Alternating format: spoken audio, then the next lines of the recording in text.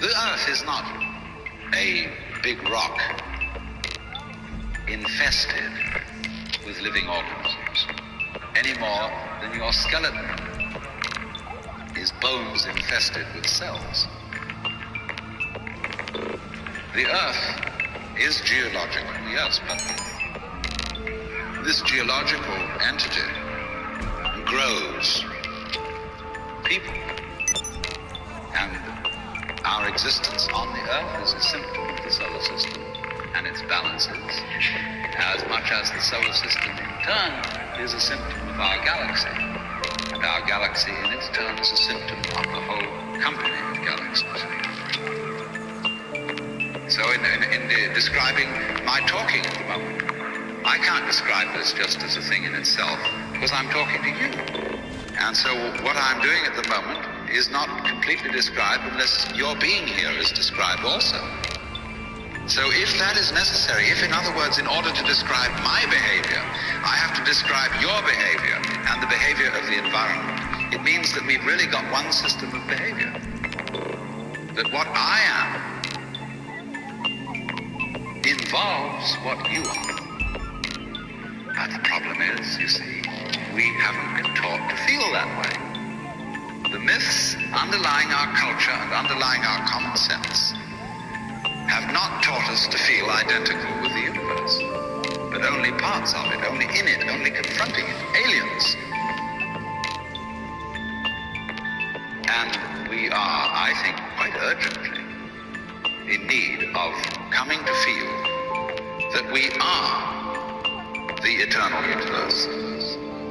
What we need is a sense of unity, not an idea of unity, not an ideology of unity, because if there ever was an ideology of unity, it was communism, and the pieces are still falling from the explosion of that system of thought. We need a feeling of unity, so it doesn't come out of intellectual exhortation. It comes out of a personal act of courage made by the individual, an act of courage which involves surrender. Surrender is the opposite side of the coin of ego. The central issue of our times is our inability to surrender to what we know is right. We have the ability to feed the hungry. We have the ability to educate our children, to clean up our environment, to eliminate sexism, to eliminate racism. The question is, can we change our minds fast enough? The hour is late. The clock is ticking. We will be judged very harshly if we fumble the ball. We are the inheritors of millions and millions of years of successfully lived lives and successful adaptations to changing conditions in the natural world. Now the challenge passes to us, the living, that the yet to be born may have a place to put their feet and a sky to walk under. Let's not whore ourselves to nitwit ideologies. Let's not give our control over to the least among us. Rather, claim your place in the sun and go forward into the light. The tools are there. The path is known. You simply have to turn your back on a culture that has gone sterile and dead and get with the program of a living world and a re-empowerment of the imagination.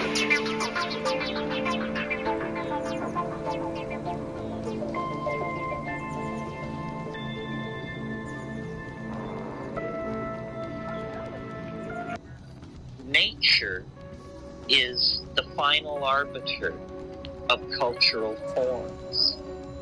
This is what Taoism understood, and this is what I believe the psychedelic plant thing is pushing us toward. It was not immediately apparent that this was so, because as I said at the beginning of this talk, in the 60s, the psychedelics came out of the laboratory, and only the most scholarly of the trippers bothered to study the natural origins and the anthropological and ethnographic context in which these things were coming from, like the Eleusinian mysteries, or the Mexican morning glory mysteries, or the Wasson discovered mushroom mysteries.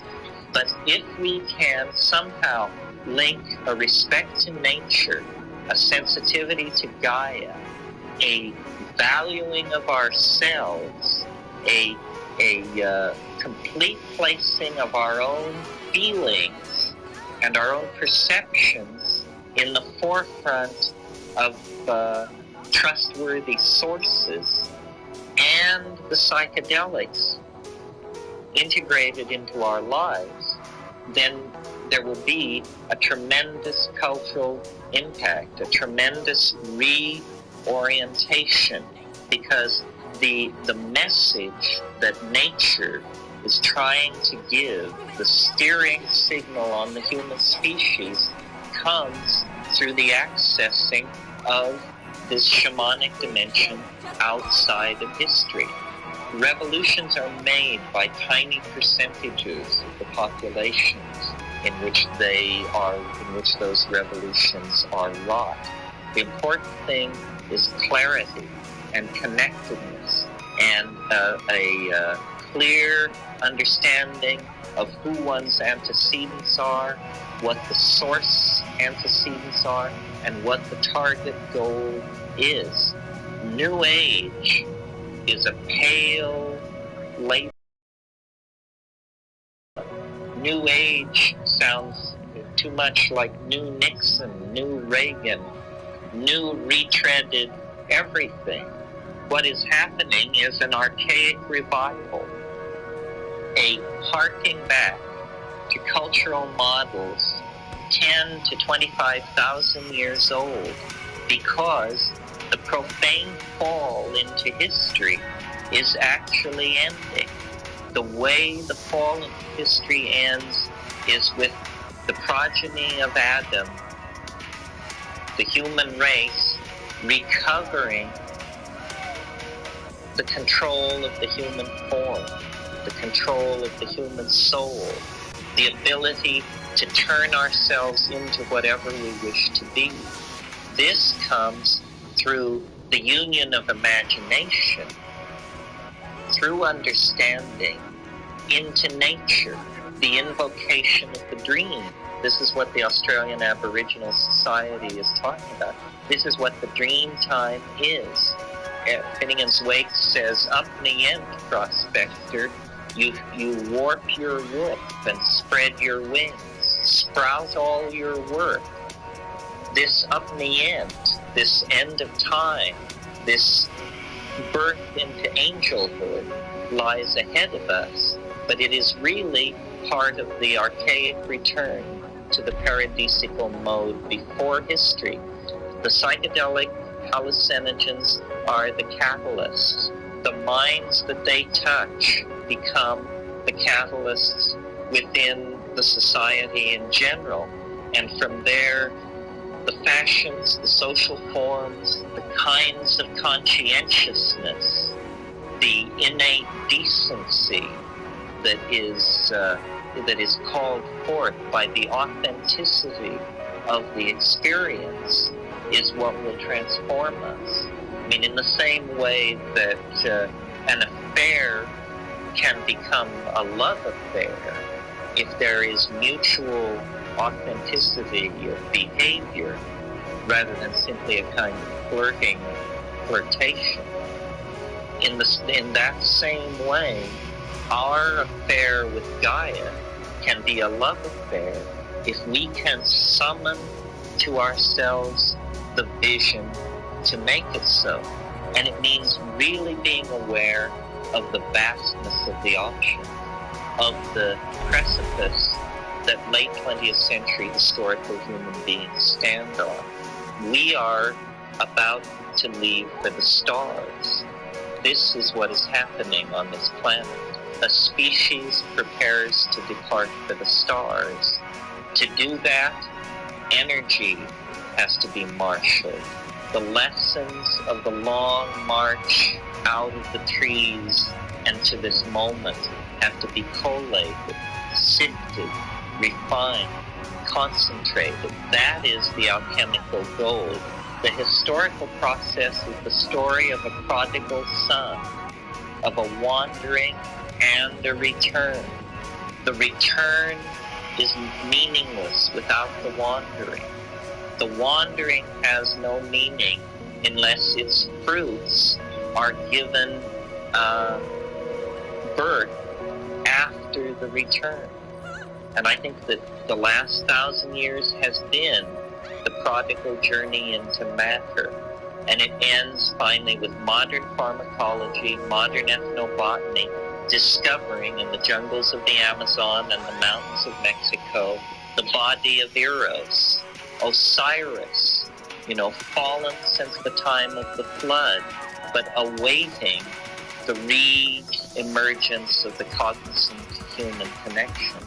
That is what the archaic revival holds out. It's actually our salvation. I think I'm fairly hard-nosed. I don't see any hope for us. I don't see any hope for institutional transformation unless it is done with an awareness of the transcendental object. And the religions that we inherit from the past are so screwed up that the only way to validate and empower the transcendental object is by self-experience, by direct accessing. And people say, well, but can't it be done on the natch? No, it can't be done on the natch, generally speaking, because if it could be, it would have been done. There are plenty of elder societies on this planet who have the rap down, But look at the kind of societies that they erect. Horrifyingly dehumanized societies seem to be the breeding place of the most sublime religions there are. So, no, I think there has to be a humbling. We have to bow our heads and abandon the dualism that we inherit out of Christianity and science and the whole Judeo-Christian Islamic shtick. We have to realize that it requires a symbiotic partner.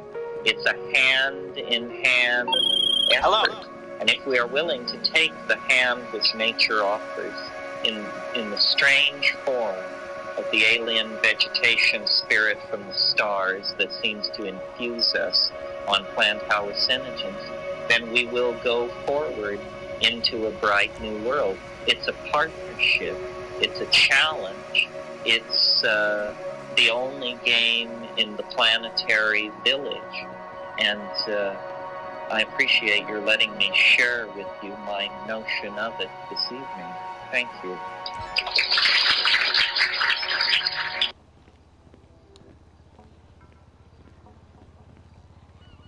And infatuation on the other in India. Sort of, said Master, how to use the by, say, that neither black nor white are be through, whereby one, because, and will fall as speaks the man to understand. We knew years ago, through those centuries. And if they don't, whole problem. So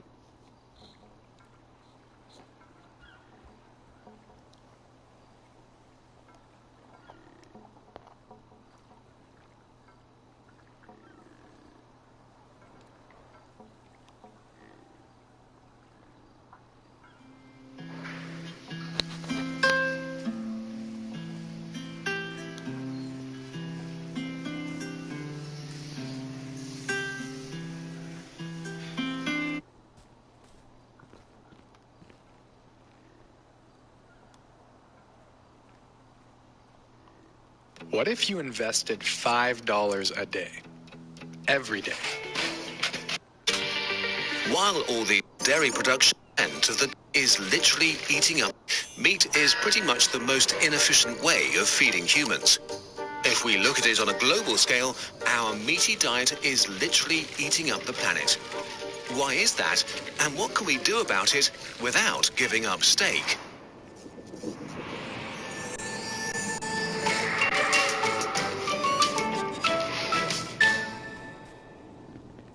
Humans keep a lot of animals for food. Currently, about 23 billion chickens, 1.5 billion cattle, and roughly 1 billion pigs and sheep. That's a lot of mouths to feed, so we've transformed Earth into a giant feeding ground.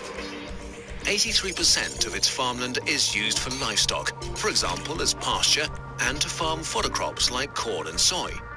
That's 26% of Earth's total land area. If we include the water we need for these plants, meat and dairy production accounts for 27% of global freshwater consumption.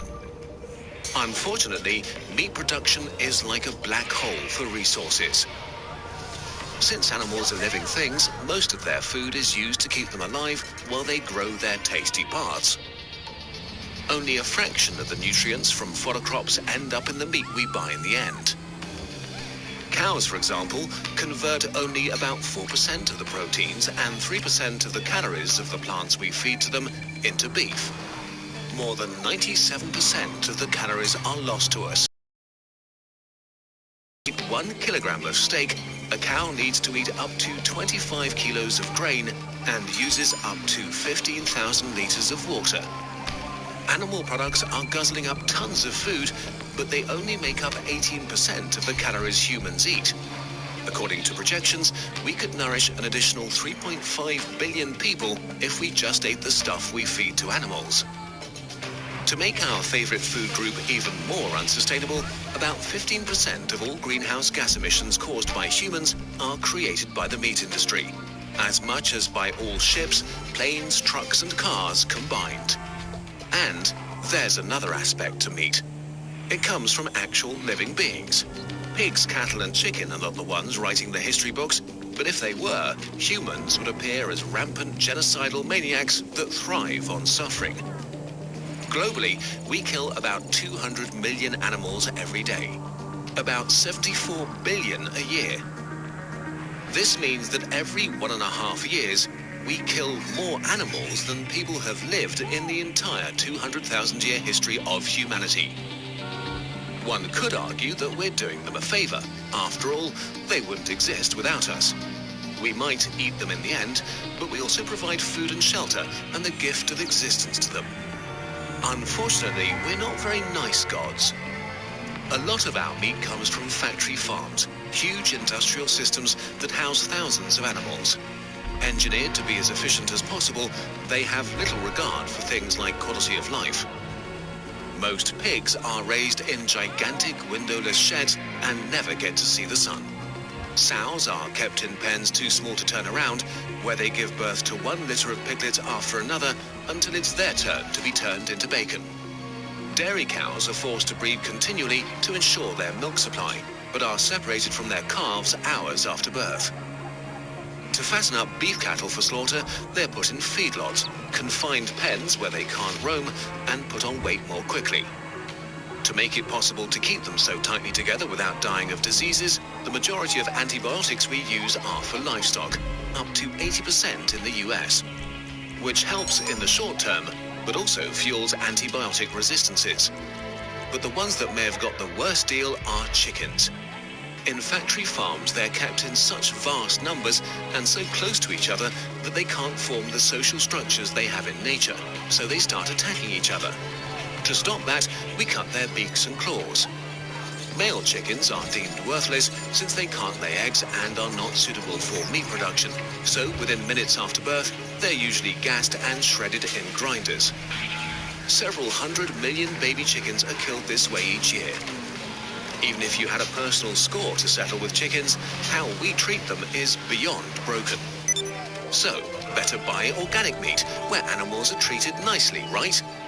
Organic farming regulations are designed to grant animals a minimum of comfort. The problem is that organic is an elastic term. According to EU regulations, an organic hen still might share 1 square metre of space with 5 others. That's a long way off from happy farmyard chickens.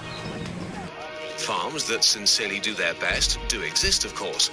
But meat is still a business.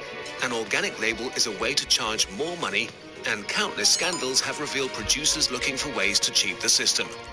And while organic meat might be less cruel, it needs even more resources than conventional meat production. So buying organic is still preferable, but does not grant you moral absolution. The truth is, if suffering were a resource, we would create billions of tons of it per year. The way we treat animals will probably be one of the things future generations will look down on in disgust. While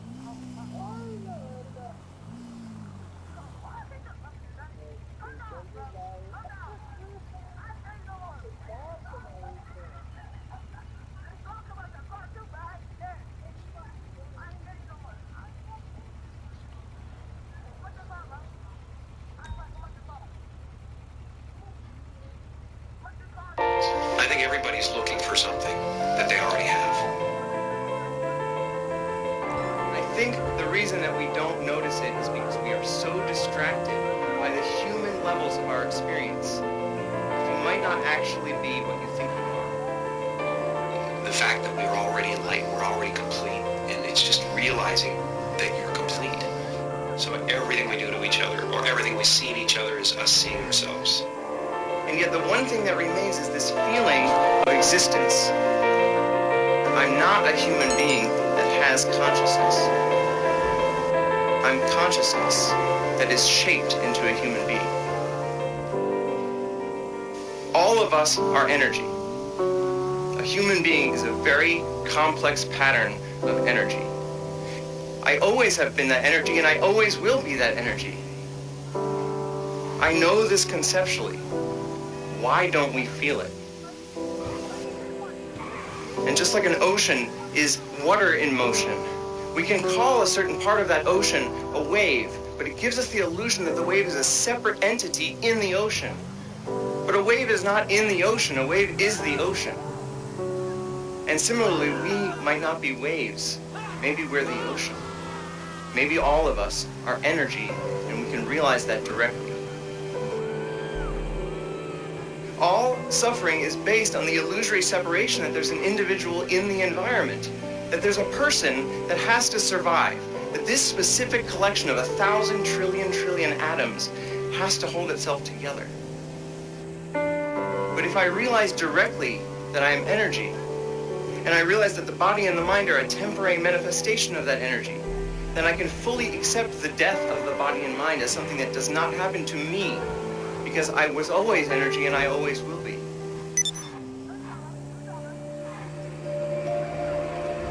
Ego tries to convince us we need to get something, this immortality, that we already possess.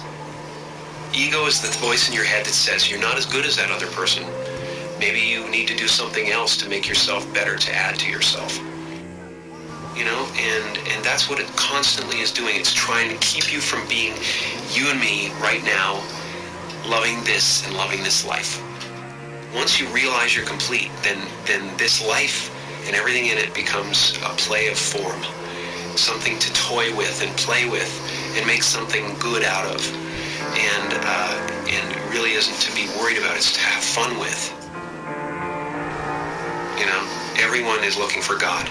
And everyone is God, and that everyone is it. It's just now, what do you want to do? And once you realize that, then there's nothing you need. It's just play. You know, nothing you do is going to add anything to you. Right. And nothing you do is going to take anything away from you. So there really is nothing to do except play. And so the only moment that mattered to us right now. I think this experience is so important and powerful that every religious tradition at its core has been trying to convince us of its importance. And if it's true, if the true end of all human psychological suffering is actually possible, it is the most important thing science could be studying. maybe it's possible that within our lifetimes we could actually eradicate human suffering. And what would the world look like then if every single one of us felt complete, felt whole, and felt interconnected? Maybe the one thing that keeps us from actually solving all of the other problems in the world is this persistent, flawed thought that we are separate from the world. And maybe it's time to change our minds.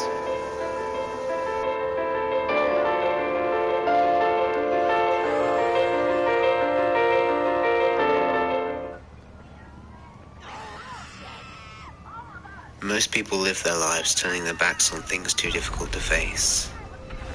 Ignoring what hurts you eventually becomes a habit, the natural thing to do. If we only allow ourselves to see what we want to see, we just end up clouding our visions more and more until eventually we become so blind to the horrible truths around us that we just stop caring. Most people live their lives turning their backs on things too difficult to face. Ignoring what hurts you eventually becomes a habit, the natural thing to do. If we only allow ourselves to see what we want to see, we just end up clouding our visions more and more until eventually we become so blind to the horrible truths around us that we just stop caring. This is the story that no one wants to hear. No one wants to think about it, because it's easier to sleep at night without having to confront reality. And who wants to do that when it makes us realize how selfish our species has become? I went to a slaughterhouse to see the pigs before they were driven in to be killed. More than 56 billion farmed animals are killed every year in the meat, dairy, and egg industries, and these are all individuals. Innocent beings raised as commodities, exploited all their lives so their bodies and secretions can become products. I've spent a lot of time watching and editing through graphic footage of animals being abused and killed. I thought I'd become numb to their suffering, but looking into their eyes broke me. To connect with a being in their final moments is one of the hardest things to deal with. You can see the pain and desperation, and feel the fear of someone who doesn't want to die, who never felt happiness and was never shown love, torn away from their families and never given a chance to be free. I'm haunted by the terrified pigs who I couldn't save and had to watch drive away, staring at me. Hungry, thirsty, tired creatures who became corpses later that day. I heard the screams of death in the distance and knew that that would soon be them. Knowing there was nothing I could do to save them left me so hopeless. And the worst thing about it is that we know this is happening every single day but choose to ignore it. And honestly believe that if most people had to look into the eyes of the victims on their way to be killed, they wouldn't be able to do it. No animal wants to die. We all know that. But we pay people to mutilate, torture, and slaughter them, just because we like the way they taste. We've been so distracted by our iPhones and TVs that we've lost our humanity. We've forgotten what it really means to have love and respect. And I just hope the world will wake up and realize we don't need to do this to them to live a happy, healthy life. I couldn't save those pigs, and they're probably already in a supermarket right now. So I'm telling their story because I know that some people need to hear it. Some people need to see how their choices affect others. And once you know, you have to change. Listen, this is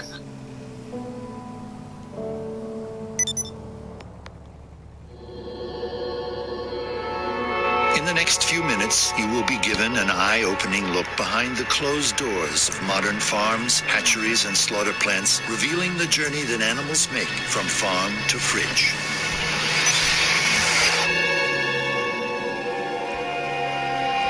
For nearly their entire 4-month pregnancies, mother sows are locked in narrow metal stalls barely larger than their own bodies.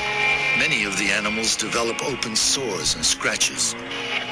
Workers often kick, hit, and yell at pigs to move them.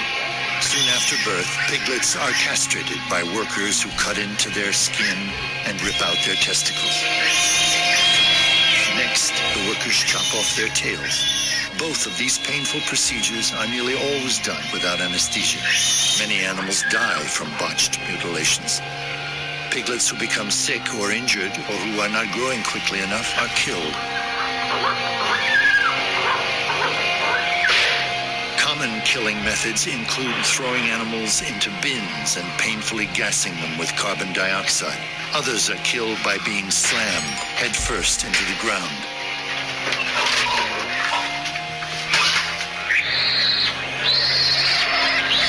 At a factory farm in Ohio, workers killed injured sows by hanging them on a forklift to be slowly strangled to death, a practice defended by the pork industry. Pigs raised for meat typically live only 5 to 6 months, a mere fraction of their natural lifespan, in overcrowded pens like this. Workers frequently tattoo the animals with ID numbers by hitting them with metal-spiked mallets.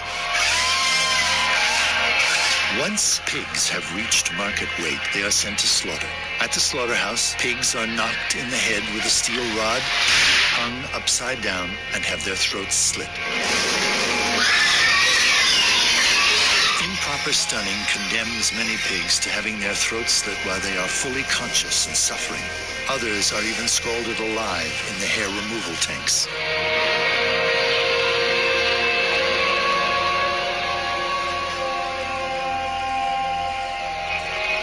From the moment they hatch, the egg industry subjects chicks to horrors few of us can even imagine. At the hatchery, workers quickly and roughly sort the males from the females. Because male chicks don't lay eggs and do not grow quickly enough to be raised profitably for meat, they are killed within hours after hatching. Male chicks are typically thrown into giant grinding machines while still alive. This practice is deemed standard and acceptable by the egg industry. Another killing method is to drop male chicks into trash bags to be smothered or suffocated. More than 200 million unwanted male chicks are killed on their first day of life each year in the United States. The females have it even worse, destined for a life of prolonged cruelty. To reduce pecking induced by overcrowded living conditions, workers use a hot blade or laser to remove part of the chick's beaks. This mutilation can cause both acute and chronic pain. After debeaking, the birds are moved to cages where they will spend the rest of their lives. Nearly 95% of egg-laying hens spend their lives confined in tiny wire cages like this. Most birds never see sunlight or breathe fresh air. They are packed so tightly they cannot even spread their wings, walk, or turn around without pushing other birds aside. The harsh and unrelenting environment of the cage takes its toll, often leading to severe feather loss, open wounds, and birds trapped in cage wire. For many hens, the stressful confinement is too much, leading to premature death. Undercover investigations at egg farms from coast to coast have revealed a culture of cruelty and neglect, including workers stomping on birds, throwing live hens, bird spines in botched attempts to break their necks. At 1 or 2 years of age, when a hen's egg production begins to decline, she is violently ripped from her cage. Workers often fling the birds into metal carts where they are painfully suffocated with carbon dioxide.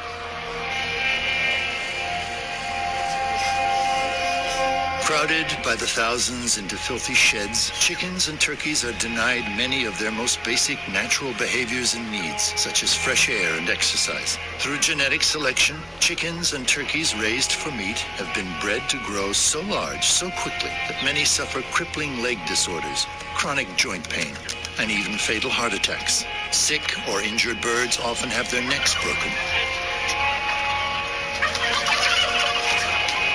Others are clubbed to death.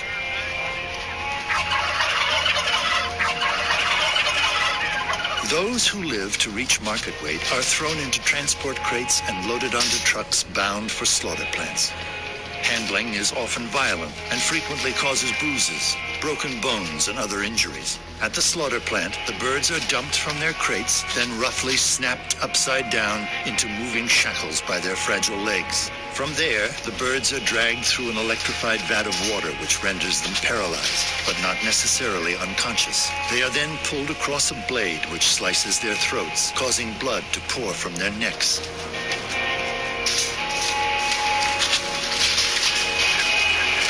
Some of the birds who miss the blade have their throats slit or their heads ripped off by a backup killer.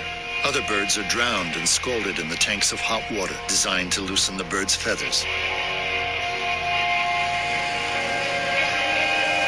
Cows produce milk for the same reasons that humans do, to nourish their young.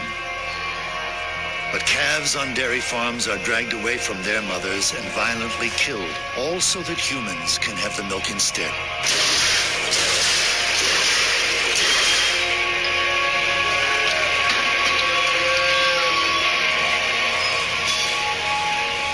The majority of today's dairy cows are confined on factory farms. Some spend almost their entire lives standing on concrete floors. Others are crammed into massive mud lots.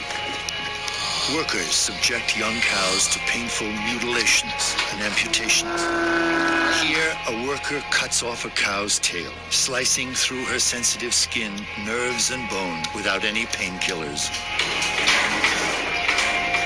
Another routine practice is dehorning, burning into the calves' skulls to remove their budding horns. Painkillers are rarely used. A 2010 undercover investigation at a dairy farm in Ohio revealed a farm worker stabbing cows with pitchforks, beating them in the head with crowbars, and punching baby calves.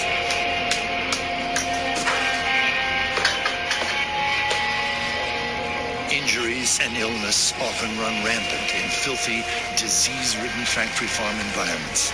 Cows too sick or injured to stand are called downers and are often left to slowly suffer and die from their injuries.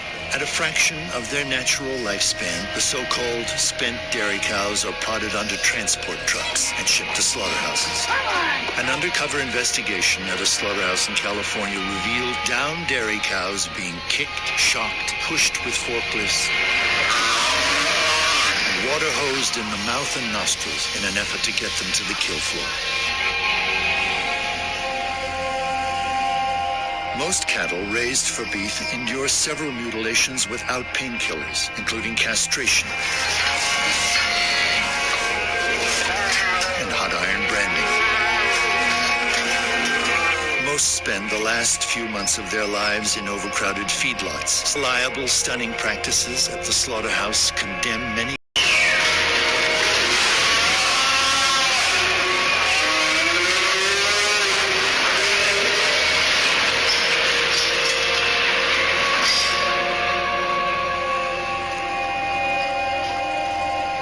Fish and other sea animals are sensitive, intelligent creatures who have a demonstrated capacity to suffer pain. Massive trawling nets indiscriminately drag hundreds of tons of fish and other animals along the ocean floor. As they are dragged up from the ocean depths, the fish undergo excruciatingly painful decompression. The extreme changes in pressure can rupture their swim bladders and pop out their eyes. They are then tossed on board where the surviving fish either suffocate or are crushed to death. Others are still alive when they are hacked apart on these floating slaughterhouses. Untold millions of dolphins, turtles, and other non-target aquatic animals are also killed by ocean trawler nets each year. Today, approximately 1 in 5 fish consumed worldwide is raised in captivity.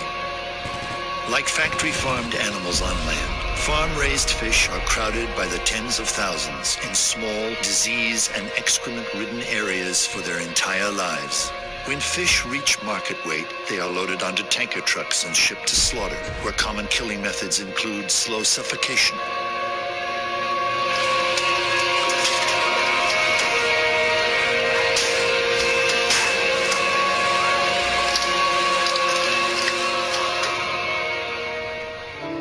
farmed animals are every bit as intelligent, curious, and capable of feeling pain and suffering as the dogs and cats so many of us know and love.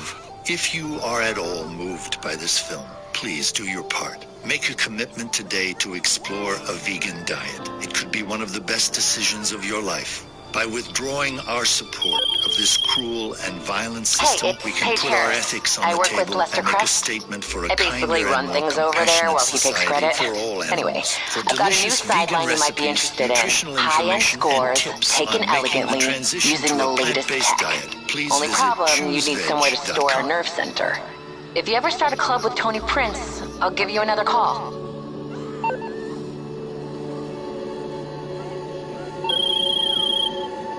Don't ask how I got this number. We met a while ago, I think. Or we should have done. There's a new property on Maze Bank foreclosures I'm pretty sure you're gonna find interesting. 87% sure, according to our current algorithms. It's an underground bunker, manufacturing facility, and money-making opportunity. Into one of the largest Take a look on the suppliers of site. the eggs you eat, from supermarkets to McDonald's. Where do they come from, and how sanitary are those conditions? Not very in some cases. But due to the Brian Ross report you're about to see, McDonald's made a radical change just...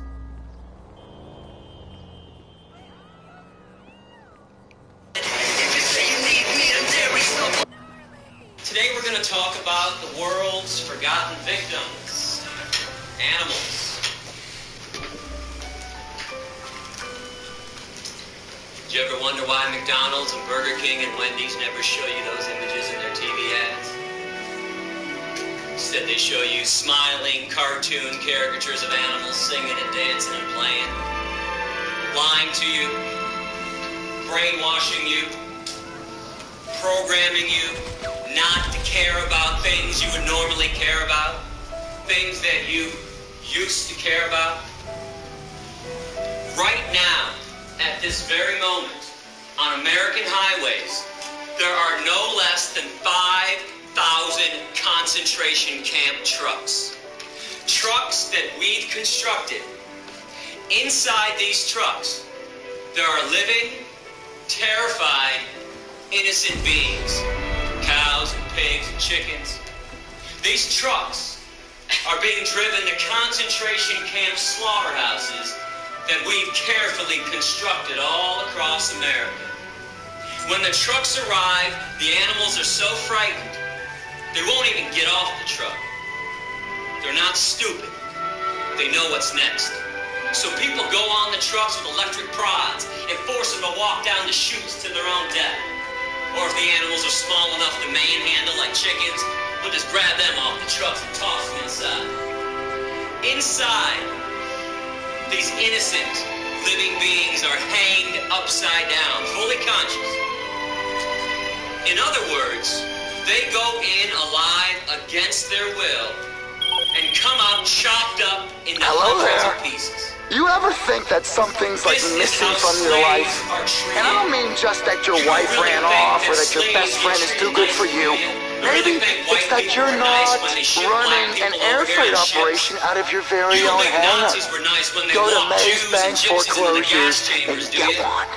And I'll be in touch. This happens because you want to buy those products. I think this type of behavior is inexcusable and unbecoming of a species that claims to understand right from wrong. The animals have not done one single thing to us to deserve the wrath and the cruelty that we hurl on them. And I hope y'all understand what I'm offering you today. Are you aware that for the first time ever, you can now directly participate in ending a massacre? Instead of sitting around and paying lip service to all the massacres and all the problems that are always going on this planet.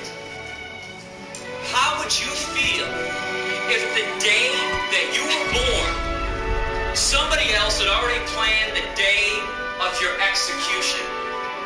Give it up. It's not cute and it's not funny because animals are being abused. It is not your right.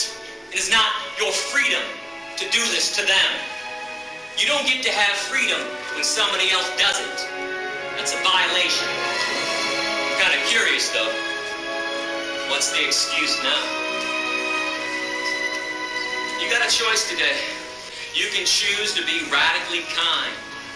never to intentionally harm another animal for breakfast, lunch, or dinner ever again. And these creatures have never harmed you, violated you, or taken advantage of you in any way, shape, or form. The least you can do is return the favor.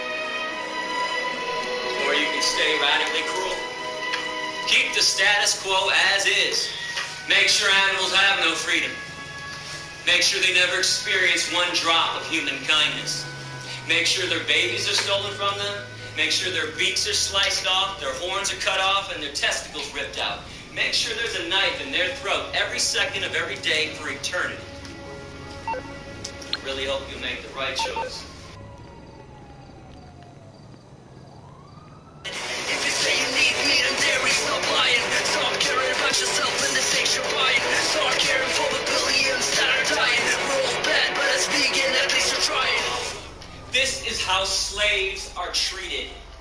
You don't really think that slaves get treated nicely, do you? You really think white people were nice when they shipped black people over here on ships? You don't think Nazis were nice when they walked Jews and gypsies into the gas chambers, do you? And this happens because you want to buy those products. Yeah, that guy's a scumbag for doing that. But he's doing that because you want to eat what comes out of her body. Give it up. It's not cute, and it's not funny, because animals are being abused. It is not your right, it is not your freedom to do this to them. You don't get to have freedom when somebody else doesn't. That's a violation. That shit ain't right, homie.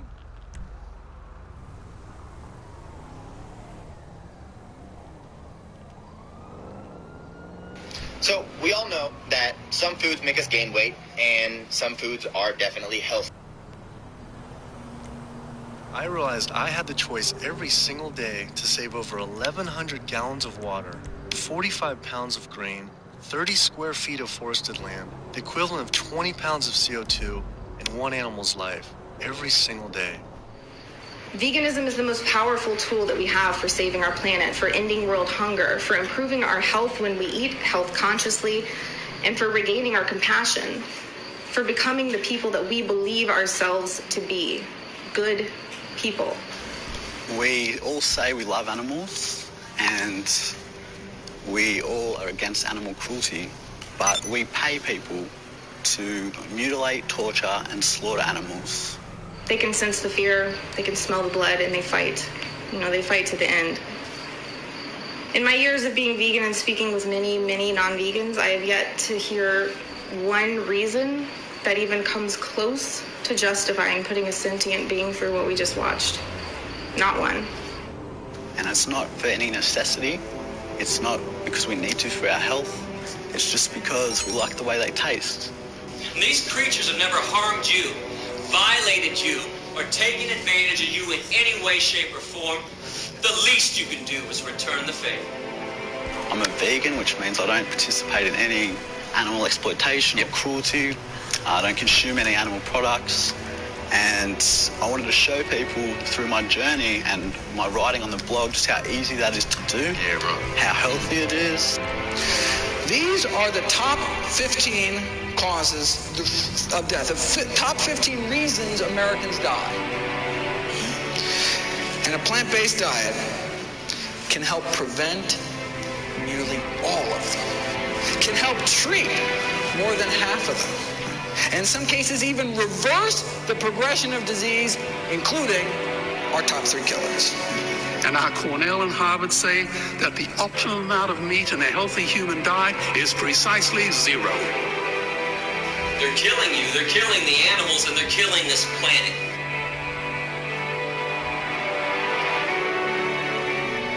You know, we don't need to eat animals. We benefit in every conceivable way from not eating them. This is a chance for a personal revolution, to leave your mark on this planet by causing the least amount of harm possible. As I travel around the world, I see poor countries who sell their grain to the West while their own children starve in their arms, and the West feeds it to livestock.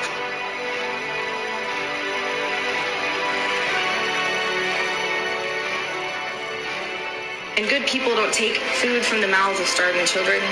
Good people don't destroy the planet, leaving our children futureless. Good people don't kill newborn babies. Good people don't rape, torture, or murder. Yet good people everywhere are doing all of these things with every single bite. But we have the power to stop all of this, and that is the beauty of veganism. It happens on an individual basis. And here's something you could stand up 3 times, 4 times, 5 times a day and say, I'm opposed to discrimination. I'm opposed to injustice. And that's why I'm eating vegan meals. This is something you can actually do. You are the change. You decide what goes in your body. You decide whether you want to continue to have others kill for you. You decide whether you want to continue consuming death, terror, and heartbreak. You decide. And my hope is that you'll decide to go vegan. I really hope you make the right choice.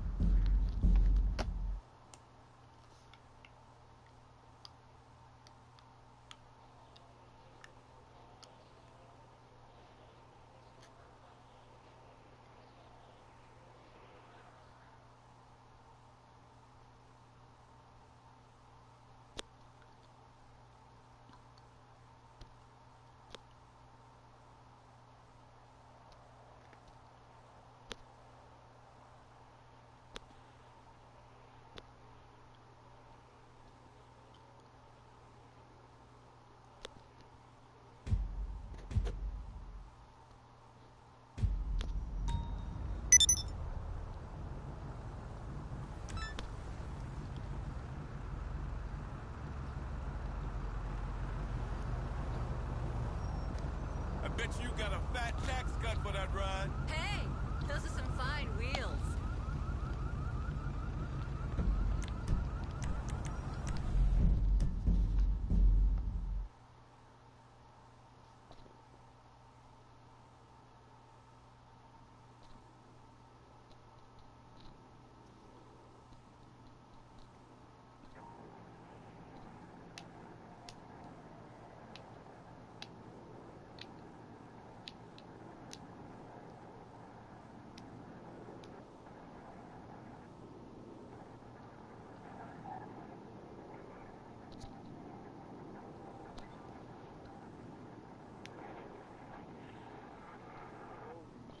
Shit, you flying a jet in your mind?